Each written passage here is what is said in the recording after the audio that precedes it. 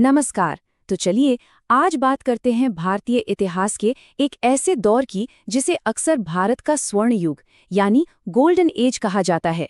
जी हाँ, हम बात कर रहे हैं गुप्त काल की।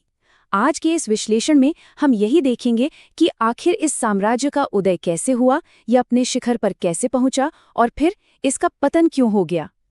लेकिन एक मिनट, स्वर्ण युग ये बहुत बड़ा टैग है। जब इतिहासकार किसी दौर को गोल्डन कहते हैं तो उनका असल में मतलब क्या होता है? मतलब वो कौन से पैमाने हैं जिनसे किसी युग की महानता को मापा जाता है? देखिए, आमतौर पर एक स्वर्ण युग की पहचान इन 4 स्तंभों से होती है। देश की अर्थव्यवस्था बहुत मजबूत हो, साइंस में जबरदस्त तरक्की हो रही हो, कला और आर्किटेक्चर अपने शिखर पर हों और शिक्षा के ऐसे केंद्र हों जो दुनिया भर के लोगों को अपनी तरफ खींचें। और जैसा कि हम आगे देखेंगे, गुप्त काल इन सभी पैमानों पर बिल्कुल खरा उतरता था। तो चलिए इस महान साम्राज्य की कहानी को बिल्कुल शुरुआत से समझते हैं। गुप्त राजवंश की नींव किसी भव्य महल में नहीं रखी गई थी, बल्कि उनकी शुरुआत एक बिखरे हुए भारत में काफी मामूली ढंग से हुई थी। जरा उस समय के भारत की कल्पना कीजिए। मौर्य साम्राज्य खत्म हो चुका था और कोई एक सेंट्रल पावर नहीं थी। देश छोटे छोटे राज्यों में बटा हुआ था। हाँ, उत्तर भारत पर शक्तिशाली कुषाणों का दबदबा जरूर था। अब इस कहानी को समझने के लिए एक शब्द बहुत जरूरी है, सामंत। सामंत मतलब एक छोटा शासक जो किसी बड़े सम्राट के अधीन काम करता है, उसे टैक्स और सैन्य मदद देता है। और यही कहानी का सबसे दिलचस्प मोड़ है।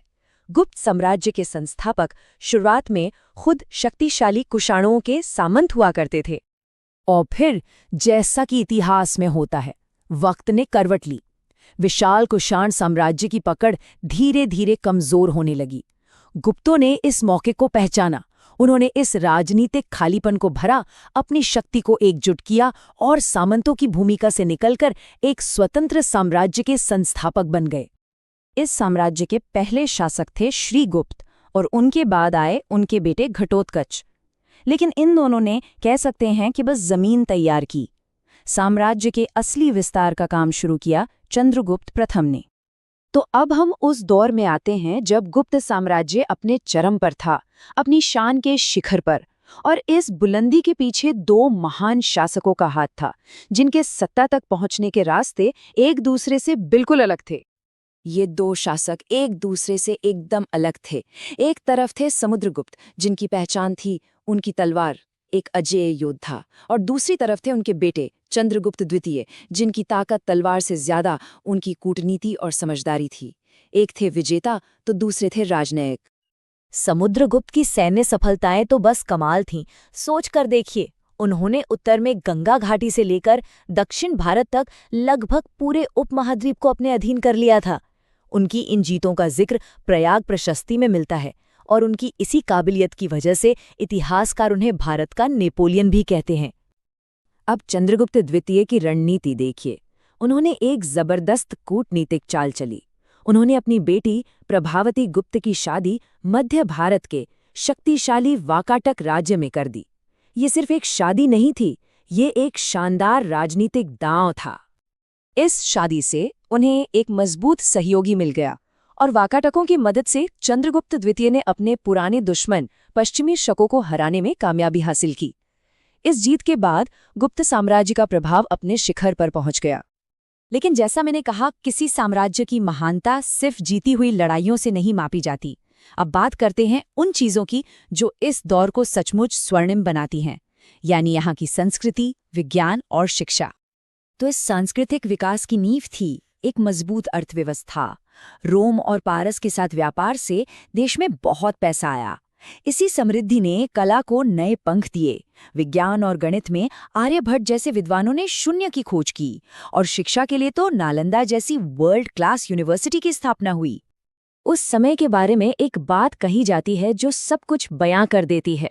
वो ये कि दुनिया भर के विद्वान भारत विजय के लिए नहीं बल्कि सीखने के लिए आते थे। और इसका सबसे बड़ा कारण नालंदा जैसे संस्थान थे। नालंदा विश्वविद्यालय का पैमाना कितना बड़ा था, इसका अंदाजा इसी बात से लगा सकते हैं कि अपने चरम पर यहाँ 10,000 से ज्यादा छात्र पढ़ते थे, और ये छात्र सिर्फ भारत से नहीं बल्कि चीन, कोरिया और तिब्बत जैसे दूर दराज के देशों से भी आते थे। लेकिन हर महान कहानी की तरह इस कहानी का भी अंत हुआ, और विडंबना देखिए, गुप्त साम्राज्य के पतन के बीज उनकी सबसे बड़ी ताकत में ही छिपे हुए थे। पतन की पहली दरार बाहरी हमलों से आई। उत्तर पश्चिम से हूणों ने बार बार आक्रमण किए। हाँ, कुमारगुप्त और स्कंदगुप्त जैसे शासकों ने उन्हें सफलतापूर्वक खदेड़ा, लेकिन इन लड़ाइयों ने साम्राज्य के खजाने और सेना को बहुत कमजोर कर दिया। और यहीं हम साम्राज्य के पतन का सबसे बड़ा कारण देखते हैं। वही सामंती व्यवस्था जिसने कभी गुप्तों को आसानी से विस्तार करने में मदद की थी, अब उनकी सबसे बड़ी कमजोरी बन गई। जैसे ही केंद्र में सम्राट की शक्ति कमजोर हुई, दूर दराज के शक्तिशाली सामंतों ने एक एक करके खुद को स्वतंत्र घोषित करना शुरू कर दिया। तो हुआ ये, हूणों के हमलों ने केंद्रीय शक्ति को कमजोर किया, व्यापार में गिरावट से अर्थव्यवस्था चरमरा गई, और इस कमजोरी का फायदा उठाकर शक्तिशाली सामंतों ने अपनी आज़ादी की घोषणा कर दी। नतीजा, महान गुप्त साम्राज्य टुकड़ों में बिखर गया। और आखिर में गुप्तों की ये कहानी हमें इतिहास के एक बहुत बड़े सवाल पर लाकर खड़ा कर देती है। क्या हर महान साम्राज्य, चाहे वो कितना भी शक्तिशाली क्यों ना हो, अपनी सफलता के शिखर पर ही अनजाने में अपने पतन के बीज बो देता है? नमस्कार। कभी सोचा है कि जब कोई बहुत बड़ी सदियों पुरानी ताकत, मतलब एक सुपर पावर, बिखर जाती है तो क्या होता है? उसकी जगह कौन लेता है? आज हम भारत के इतिहास के एक ऐसे ही दौर की कहानी में चलेंगे। एक कहानी जिसमें संघर्ष है, महत्वाकांक्षा है और नए शासकों का उदय है। चलिए, इस पूरी कहानी को एक सीधे से सवाल से शुरू करते हैं। जब कोई सुपर पावर गिरती है तो क्या होता है? एक पावर वैक्यूम बन जाता है ना? मतलब एक खालीपन, जिससे भरने के लिए फिर कई दावेदार सामने आ जाते हैं। 7वीं सदी के भारत की कहानी बिल्कुल ऐसी ही थी। तो इस कहानी के सेंटर में है शक्तिशाली गुप्त साम्राज्य। जरा सोचिए, एक ऐसी जबरदस्त ताकत जिसने सदियों तक भारत के एक बहुत बड़े हिस्से पर राज किया, एक तरह की स्थिरता लाई, और जिसे स्वर्ण युग भी कहा गया। वो उस समय के अनडिस्प्यूटेड सुपर पावर थे। लगभग 300 साल, 240 ईस्वी से लेकर 550 ईस्वी तक ये साम्राज्य फलता फूलता रहा। ये बहुत लंबा और शानदार दौर था, लेकिन हर बड़ी कहानी की तरह इसका भी अंत हुआ, और इस अंत ने पूरे उपमहाद्वीप का भविष्य ही बदल कर रख दिया। तो हुआ ये कि जैसे ही सेंटर में गुप्तों की पकड़ ढीली पड़ी, उनके ही सामंत, मतलब जो उनके नीचे के स्थानीय शासक थे, वो सब आजाद होने लगे। उत्तर भारत की जो राजनीतिक एकता थी वो टूटकर बिखर गई, और उसकी जगह ले ली कई छोटे छोटे राज्यों ने, जैसे पुष्यभूति, मौखरी और गौड़। तो सवाल ये है कि ये नए राज्य आए कहां से? देखिए, ये कोई बाहर से नहीं आए थे। ये तो गुप्त साम्राज्य की ही मशीनरी के पुराने पुर्जे थे, जिन्हें सामंत कहा जाता था। जैसे ही मेन इंजन कमजोर पड़ा, इन पुर्जों ने खुद को अलग कर लिया और अपनी अपनी राह बना ली। अब इस पूरी उथल पुथल के बीच उत्तर में जो पावर वैक्यूम बना था, उसे भरने के लिए जो सबसे बड़ा दावेदार बनके उभरा, वो था पुष्यभूति वंश। इनका सेंटर था थानेसर में। और इसके बाद जो हुआ वो किसी गेम ऑफ थ्रोन्स की कहानी जैसा था। सच में, पहले एक शादी से एक मजबूत गठबंधन बना, फिर पड़ोसियों को जलन हुई और मालवा और गौड़ ने मिलकर हमला कर दिया। जब हर्षवर्धन के बड़े भाई राज्यवर्धन बदला लेने गए तो उन्हें भी धोखे से मार दिया गया। और इस पूरी तबाही के बीच सिंहासन पर कौन बैठा? एक टीनेजर लड़का, हर्षवर्धन। अब सोचिए, हर्षवर्धन के सामने एक नहीं बल्कि दोहरी चुनौती थी। एक तो अपने भाई के हत्यारों से बदला लेना था, और दूसरा अपनी बहन को बचाना था, जो दुख में अपनी जान देने जा रही थी।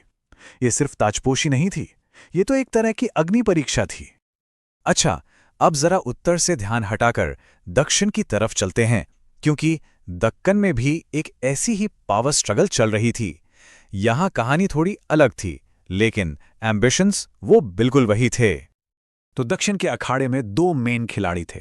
एक तरफ थे बादामी के चालुक्य, एक नई और जबरदस्त मिलिट्री पावर, और दूसरी तरफ थे कांची के पल्लव, एक पुरानी और कल्चरल पावर।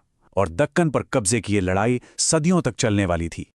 और इस जबरदस्त मुकाबले में पहला बड़ा वार किया चालुक्यों ने। उनके राजा पुलकेशिन द्वितीय ने पल्लव राजा महेंद्र वर्मन प्रथम को हरा दिया, और ये एक तरह से ऐलान था कि दक्षिण में एक नई ताकत का उदय हो चुका है।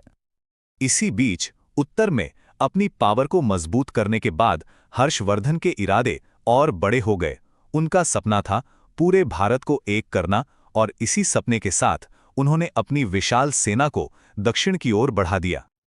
और अब स्टेज सेट था उपमहाद्वीप के दो सबसे बड़े और सबसे ताकतवर शासकों के बीच एक जबरदस्त टकराव के लिए। एक तरफ उत्तर का स्वामी हर्षवर्धन और दूसरी तरफ दक्कन का शेर पुलकेशिन द्वितीय। दोनों की सेनाएं नर्मदा नदी के किनारे आमने सामने आईं। ये एक महाटकराव था और इस लड़ाई में पुलकेशिन द्वितीय की रणनीति हर्षवर्धन की भारी भरकम सेना पर भारी पड़ गई। उत्तर के सम्राट हर्षवर्धन, जिनकी जीत का डंका बजता था, उनकी ये पहली और आखिरी बड़ी हार थी।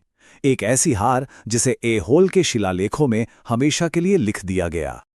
इस एक जंग ने इतिहास का नक्शा ही बदल दिया। नर्मदा नदी अब सिर्फ एक नदी नहीं रही, बल्कि उत्तर और दक्षिण भारत के बीच एक पक्की सीमा बन गई। इसने हर्षवर्धन के पूरे भारत को जीतने के सपने पर हमेशा के लिए एक रोक लगा दी।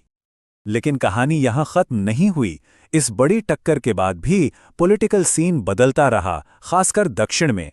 दुश्मनी अभी भी जिंदा थी। जी हां, दक्षिण का खेल अभी बाकी था। अब बारी थी पल्लवों के पलटवार की।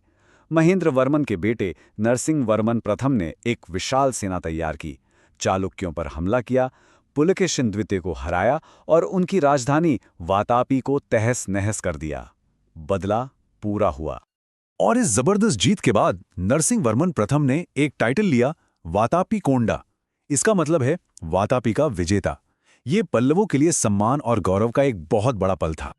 और विडंबना देखिए, इतने शक्तिशाली चालुक्य वंश का अंत किसी बाहरी दुश्मन ने नहीं किया। उन्हें उन्हीं के एक सामंत राष्ट्रकूटों के दंती दुर्ग ने खत्म किया, ठीक वैसे ही जैसे गुप्तों का पतन हुआ था। इतिहास ने खुद को एक बार फिर दोहराया। लेकिन ये कहानी सिर्फ लड़ाइयों और सिंहासनों की नहीं है। इस राजनीतिक उथल-पुथल के दौर में भी कला और संस्कृति खूब फली फूली। हर्षवर्धन के दरबार में लिखे गए नाटकों से लेकर पल्लवों द्वारा चट्टानों को तराशकर बनाए गए शानदार मंदिरों तक, ये दौर साबित करता है कि संघर्ष के बीच भी रचनात्मकता हमेशा अपना रास्ता ढूंढ ही लेती है। तो ये पूरी कहानी हमें एक बड़े सवाल पर लाकर छोड़ देती है। गुप्तों का पतन और फिर उनके बाद के साम्राज्यों का बनना और बिगड़ना, ये सब हमें ताकत के बारे में क्या सिखाता है? क्या साम्राज्य हमेशा टिकने के लिए बनते हैं या फिर उनका टूटना तय होता है? ये इतिहास का एक चक्र है जो शायद आज भी कहीं ना कहीं किसी न किसी रूप में घूम ही रहा है। सोचने वाली बात है ना?